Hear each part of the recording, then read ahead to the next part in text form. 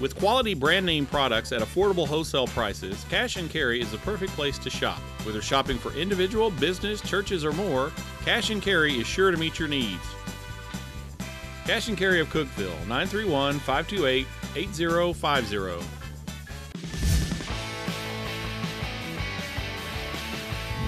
Hitting the road one final time. Hello, everyone. Welcome to the Marcus Satterfield Show, presented by IWC Cash and Carry. His name, his show. He is the Tennessee Tech head coach, Marcus Satterfield. As always, I'm your host, Dylan Vazano. And can you believe it? The Golden Eagle football team has just one more road game remaining. This Saturday, they'll take their show over to Nashville to take on Tennessee State. Always a fun matchup when those two schools get together. Kickoff from the hole will be at 3 o'clock once again this Saturday in Nashville. Well, Golden Eagles, a little bit west this weekend. This previous weekend, they went a little bit east over to the University of Tennessee in Knoxville to play at Neyland Stadium. And, Coach, obviously not the results you guys were looking for, but overall, what was the experience like playing at UT?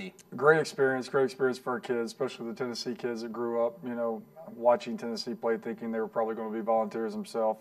Wasn't the result we were looking for. We knew it'd be an uphill battle, but I thought we'd be able to compete a lot, at least compete into the half a little bit more than them jumping out on us as quickly as they did. But overall, I think we gained some confidence at certain positions, and to watch Dantes Bird and Michael Birdsong compete like they did, and Malik Calder compete like he did, and our O-line to step up and do what they did, protecting the quarterback. I think we can build off that for the final two games. Well, you know what time of the show it is, so you ready to do it? I'm ready. All right, you heard the man. Let's roll the film. Introducing the game highlights, and that is brought to you by Wendy's of Cookeville. Tennessee Tech, University of Tennessee from Neyland Stadium. This is the first time these schools got together in 65 years. Got to go back to 1951, the last time that the two played in front of what was the largest attendance ever to watch a Tennessee Tech football game, 98,000 and change for this Golden Eagle contest against Tennessee. There's the coin toss. It is won by the Golden Eagles. They elect to defer, and Tennessee came out swinging. Third play of the football game, Joshua Dobbs connects with Josh Malone, 30 yards. He's open into the end zone. So just like that, it is 7-0. Golden Eagles, though, would respond. 3rd and 10 from the Tech 20. It's Michael Birdsong. It's Dantes Bird. Coach, he goes up and gets the football. Yeah, we used a little trickery there, used some motion because we knew it was man coverage to get him a little bit better release. And Mike threw it up, and he made the perfect throw. And Dantes made a great catch on the ball. Very next play. Hey, let's go right back to him. 17 yards. Dantes Bird with his second catch. That brought the football down to the UT 33-yard line. Golden Eagles would get it down to the 28, ultimately would go for it on 4th down, wouldn't get it. So here's the next drive. 3 plays on the first one, 3 plays on this one. It's once again Dobbs to Malone, this time for 43 yards. Now it is 14-0 in favor of the University of Tennessee. Back comes Tennessee Tech, though, doing some nice things offensively. Another first down for the Golden Eagles on a 2nd and 7, 10 yards to Chris Cates. Ultimately, TTU would go on to punt in this drive. First couple of drives, we said 3 plays. This time the Vols needed only 1. 73 yards, John Kelly, the sophomore running back, not going to catch him. He's going to take to the house. And Coach, obviously in a game like this, tough to get down this early. Yeah, it was an avalanche. We knew there was going to be a huge momentum, punch from their end.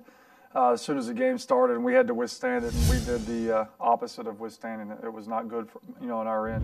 7 plays and UT leading 21-0. They would score on the first play of the second quarter, but comes Tennessee Tech. There's a second catch by Chris Cates. That came on a 3rd down and 5 for 10 yards. 2 plays later, freshman running back Andrew Goldsmith starts to get it going. 11 yards, another first down, and Goldsmith, he looks sharp in the game. Yeah, he's getting healthy finally, and he's back to almost 100%, so it was good to see him make some plays. Michael Birdsong, doesn't matter who the opponent is, we see him do this time in and time out, using his legs to create something. 9 yards on a 2nd and 10, so it goes 3rd and 1 from the Tennessee 26-yard line. And, Coach, all afternoon long, you guys were aggressive, went for 8 times on 4th down. Here's one of those. Yeah, and they got us with a field blitz, so we were trying to get him with a little momentum. It was a great play by Edie to try to extend the play, and their line slanted in the direction we were going, so that was a dumb call on my part, but we were not going to punt. Our kids knew that. 35-0 at this point with another Tennessee touchdown. So we pick it up 4 minutes to go in the half. 3rd and 8, 13 yards, longest carry for the freshman Yeedy Thainrat. Golden Eagles get to the Tech 40, 1st and 10, where Michael Birdsong, he once again connects with Dantes Bird, one of his 9 catches. That was a season high for the junior. Tennessee Tech now with just the final couple seconds of the half. This is a 1st and goal from the 2. Not going to get in on the first try, nor the second after it sails out of bounds. TTU would hold him to a field goal. So, Coach, 38-0 at this point. That was a nice stand defensively, 10 the first half. That's big, and that's what, even it's 35-0. Our kids kept playing. They knew we didn't want to give touchdowns in the red zone, and at that point it didn't really matter. But they kept fighting, and that is a character trait that our team's had all year. That they don't look at the scoreboard. They just keep playing as hard as they can. So I was very proud of them there. So that kind of sentiment going into locker room at this stage, obviously down by a fair amount, but kind of what's the message at that point? It is what it is. Nobody, the great thing about it in our process, we talk about it's all about us because, we tell them all the time, be careful when things are going good because everybody's going to tell you how good you are. It's going to end up backfiring on you. When things are going bad, it's just going to be us. Nobody's going to want to be on our team and help us out when things are going bad. It's just us. So we're in the locker room. I told them, hey, here we are again, just like Jacksonville State. It's just us. Let's just go out and have fun, relish the moment, the time we had to play in this environment, see what kind of plays we can make, compete. Who cares what happens? If they score, they score. Let's just keep playing and have a good time. Golden Eagles continue to fight, continue to compete. So let's pick it up in the third quarter of these game highlights against UT. Golden Eagles in the third quarter with Tennessee Tech down at this point 45-0. We told you about Andrew Goldsmith. This is a 2nd and 13 from the Tech 22-yard line. Coach, that made it 3rd and 1, and you guys go right back to him as he collects the first down here. Yeah, it was huge. And we get to the 3rd and 1, and we snuck him in at fullback so we could get a little quick hitter and see if we could get in the crease of the defense, and we did. And, again, I hope he can build off this game. Goldsmith, one freshman. There's the other freshman, Yeedy Thainrat, on a 3rd and 7. He takes it 13 yards. Tech would go on an 11-play, 7.5-minute drive. Would get the football back. It's 45-0 at this point. It's Birdsong to Bird. Let's just do it one more time. That first one went for 13 yards. Coach, this goes for 29. The two had a great game on the same page. And that was huge from a confidence standpoint as well moving forward. We were on the -2-yard line, and we knocked it out and, changed field position, from deep in our territory. Aaron Medley would kick a field goal to make it 48-0. Tennessee Tech on a 1st and 10. Let's show you more Dantes Bird making some plays. Rolling out Birdsong, he connects with him for 16 yards. 3 plays later, 3rd and 6 from the Tennessee Tech 45-yard line. Jordan Smith, nice to see him getting involved with a catch at Neyland Stadium. Yeah, he's been banged up. Another Tennessee kid, so it's good that he got his name in the stat book.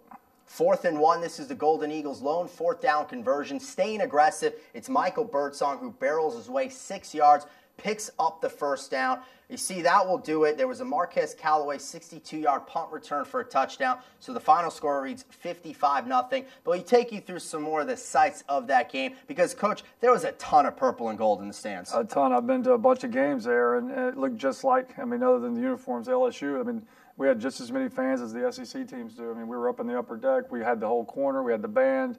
It was great. It was a great day for our community and our campus. And overall, with the players, I know that you mentioned a lot of the ones from Tennessee as we see kind of the final images and playing in front of a crowd of that big. Once again, it was 98,343 fans there. Yeah, it was huge. And, it wasn't as loud as the loudest stadium. It probably wasn't like Death Valley was that night when Alabama and LSU were playing, but still there were times when you couldn't hear the guy next to you, and I like that sort of thing, to experience those things, how we communicate and how important it is to be able to communicate without talking and understand, knowing and doing your job and be able to do it at a high level.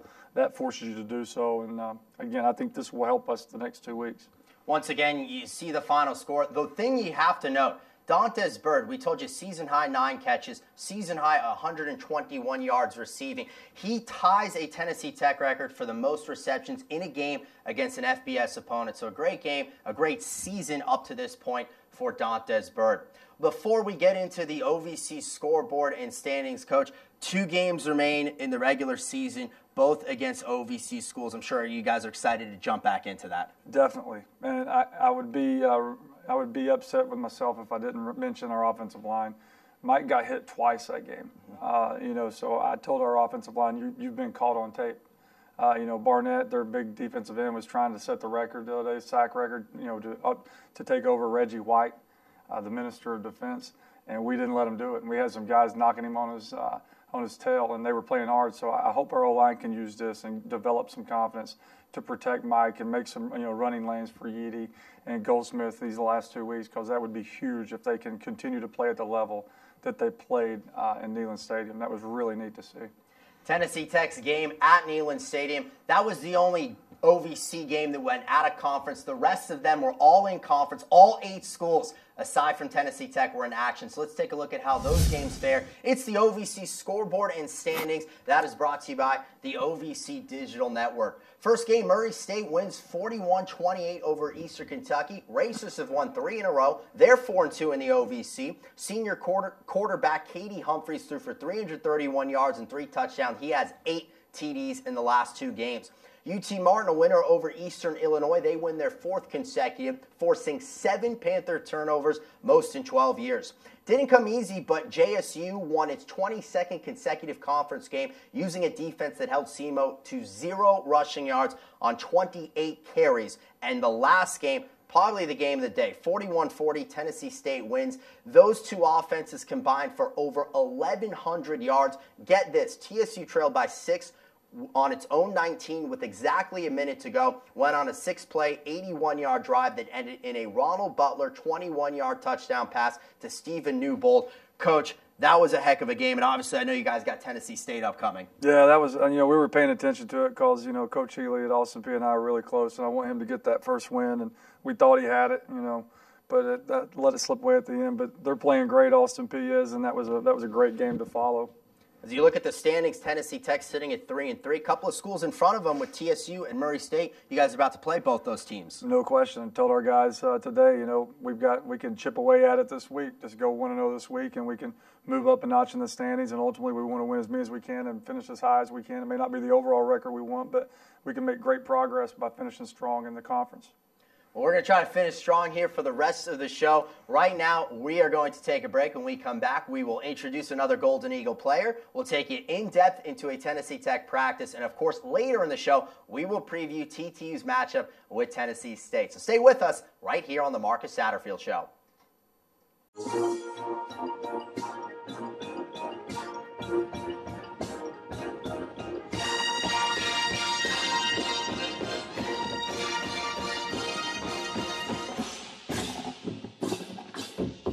Wherever, whenever, cheering for whoever.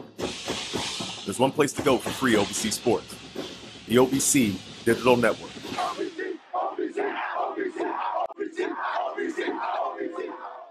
Back here on the Marcus Satterfield Show, presented by IWC Cash and Carry. Well, at this time in our show, we always let you know a little bit more about a Golden Eagle. We kind of take you through a story. We've done a number of players on offense. We've done a number of players on defense. How about let's try special teams? He's the field goal kicker, he's the punter, he's a sophomore, and his name is Nick Madonia. Introducing the player profile, that is brought to you by TTUsports.com. My name is Nick Madonia. I am a sophomore, and I'm a place kicker. I am from Franklin, Tennessee, and I'm an only child, so it's just been me and my dad and my mom growing up most of my life, and they've been super supportive for me.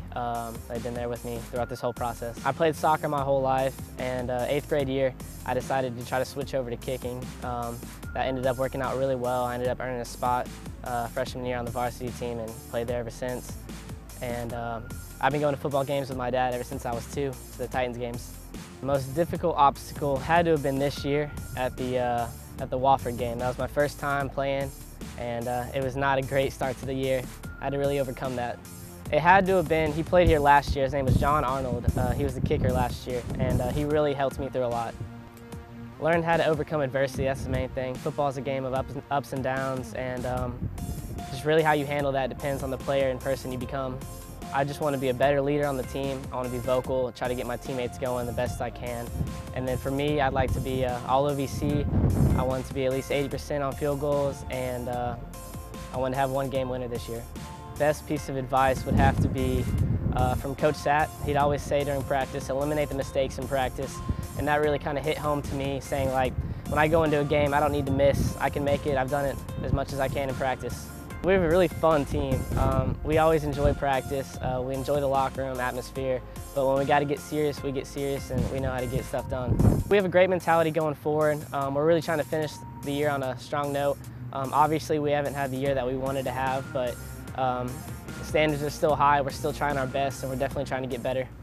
Coach, he's a confident kicker, some lofty goals, some lofty expectations, and he's having a heck of a season. He's unbelievable. He, we fell in love with him early in January when we got here. We do the tire drills, the tug of war. We do the rampage before the game, and at practice we're one-on-one hitting and blocking, and we put him in those situations. He loves it. He beats. I can't throw everybody under the bus that he's beaten, but he's beating some quarterbacks. He's beating some running backs in the tire pull and stuff. So he's a tough kid, tough-minded kid. He didn't have the great start against Wofford, but he's bounced back, and he's been unreal since that Wofford game. He's a kid. He's going to make a lot of game winners moving forward, and some of them to win championships. He's been unreal since that Wofford game. You got kind of mad at me last time, so I'm going to refrain from saying what he's done. Let's just say it's been special after the Wofford game. No question. He just needs to stay focused and keep doing what he's doing and make sure he's wearing the same socks to every game. There you go. Well said.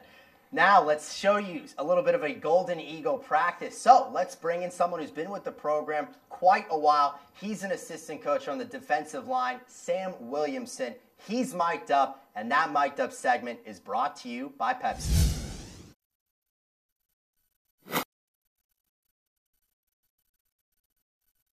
Yep.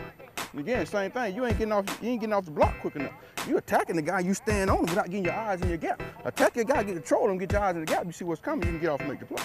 All right? You're doing a good job. Don't slow down your aggressiveness on the guy you're blocking, but you got to get your eyes off quick enough so you can see what's coming in your gap. You see what I'm saying? Lock up, get him up off you, get off. Sit, go. Right here, get off. Good, good. One more time. Quick, violent, get off. Sit, go. Man, get off. Good, quick. Sit, go. Good, get off. Good, Car. Good, Car. Sit. Go. Get him off you, get off. Good, much. Violent, good, Car. Good, Car. Just don't give him no ground, right? Up the field. Knock him back. Yeah, right. Let's go now. Get down the field. Get down the field.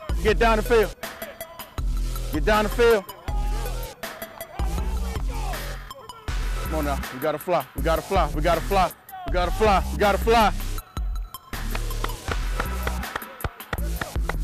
Gotta get back to being the best in the country right here now. Let's go. Get back to being the best in the country. Let's go, Elliot. Let's go, Randy. Get down the field. Let's go. Be the first one down the field. Fly!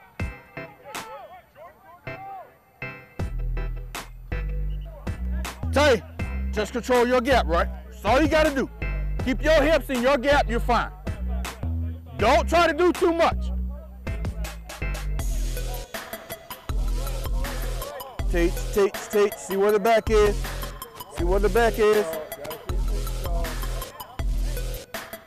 Coach, that yell was incredible by Coach Williamson right there. Yeah, he's got great presence. Again, another guy with a lot of energy.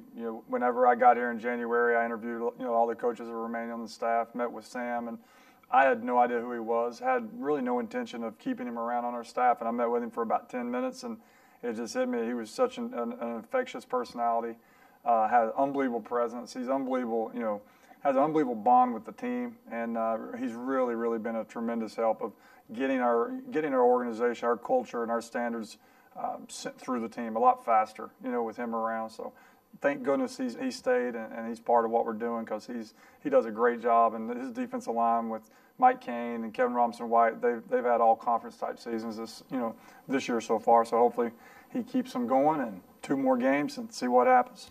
Well, 2 more games. We will preview one of those, this matchup against Tennessee State, but we will do that after a break. So stay with us once again here on the Marcus Satterfield Show. What are you looking for? A place to belong? A path to a career?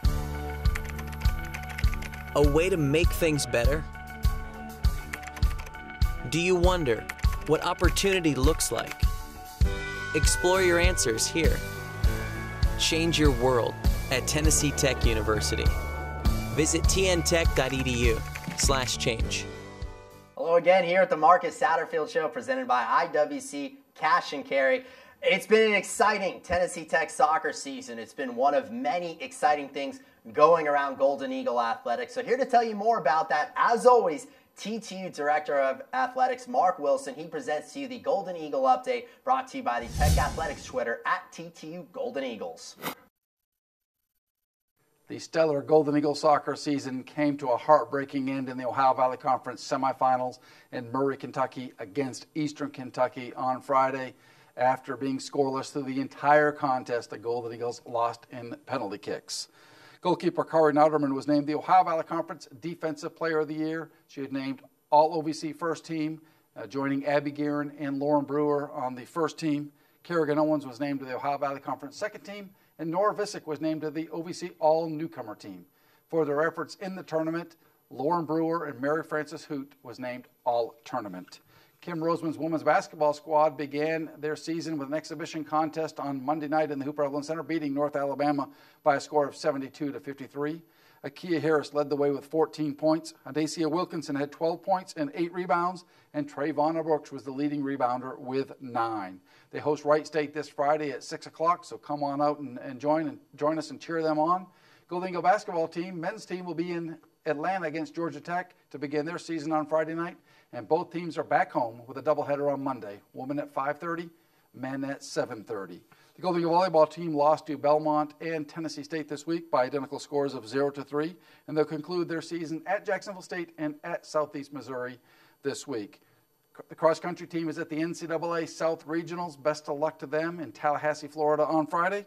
And tip of the hat to Josh Poplar and Jordan Smith, both from the Golden Eagle football team, and Kelly Williams from the Golden Eagle volleyball team. The three of them were named COSIDA Academic All-District. And the Regions Bank Athletes of the Week, Dontez Bird for his phenomenal performance against UT on Saturday, and Mary Frances Hoots and Laura Brewer for being named OVC All-Tournament. Back down to you, Dylan. Thank you, Mark. Great job as always. Coach, it's basketball season here at Tennessee Tech. I remember when you got hired in January, you were as big a fan as anybody at those games. Yeah, I am a basketball guy. I can't talk baseball, can't talk hockey, can't talk soccer, but I can talk basketball. I played 1 year of basketball at Chattanooga State Junior College before I transferred to ETSU because I miss football so much. And so I have a passion for basketball. I love it. Love going to watch them practice. I've been to watch Coach Roseman's practices. She's a lot tougher than I am. And just really love, was at the game last night. And, you could just tell immediately defensively the mindset that they were playing with was different. They were fast. They were getting hands on the ball. They were taking charges, getting on the board. So I'm excited. It's going to be a great, great year for basketball. And I'm sure Coach Payne's guys are going to pick up where they did last year.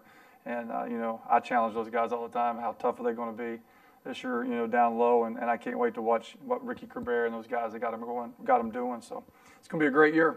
Such a fun time of year. Football's still going on, and then you got basketball season. Hey, as a reminder, this Friday for the Tennessee Tech women's basketball game at Wright State, that tips off at 6 o'clock in the Evelyn Center. It is Veterans Appreciation Day, so if you are a veteran, have an active military ID, you just show that, you get into the game absolutely free. And as Mark said, the Tennessee Tech men's team will be at Georgia Tech. Well, it's time for the part of our show where we preview Tennessee Tech's next opponent. It's Tennessee State. Kickoff this Saturday in Nashville will be 3 o'clock. So introducing this week's opponent, that is brought to you by the Golden Eagle Golf Club. And Coach, we talked about it earlier. Tennessee State coming off the thrilling 41-40 victory over Austin Peay. It was a shootout in that game. What do you think as they come into this one?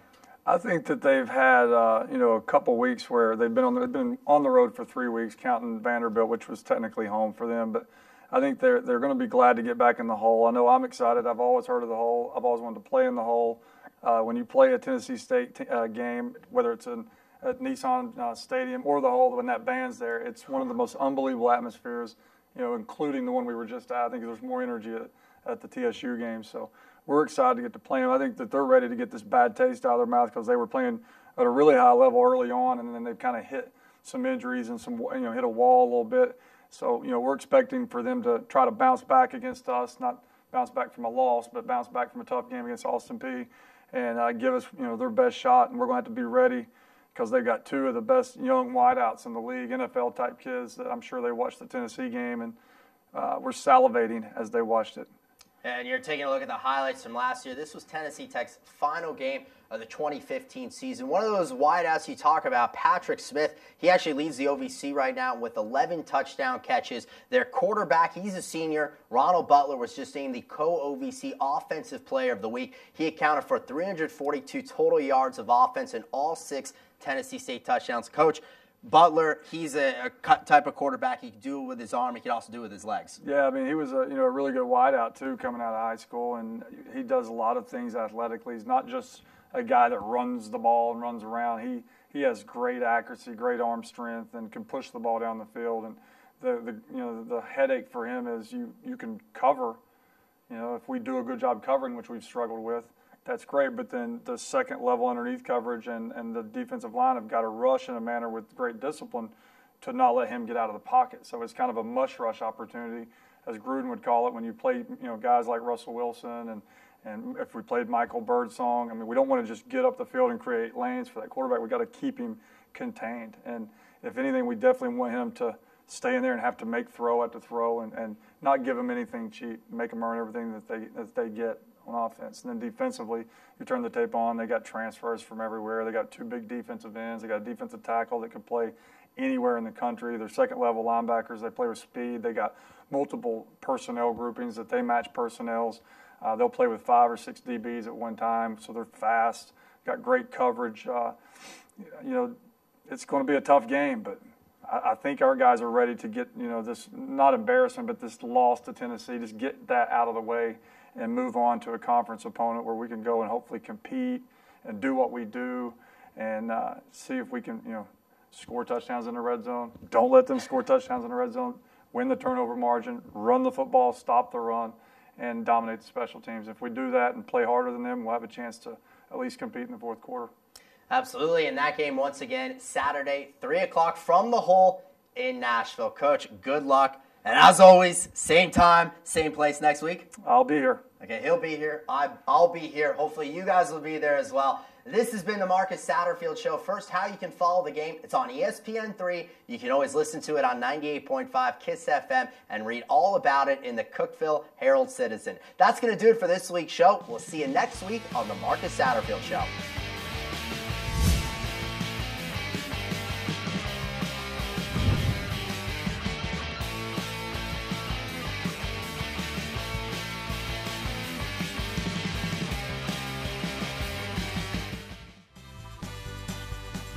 With quality brand name products at affordable wholesale prices, Cash and Carry is the perfect place to shop. Whether shopping for individual, business, churches, or more, Cash and Carry is sure to meet your needs. Cash and Carry of Cookeville, 931-528-8050.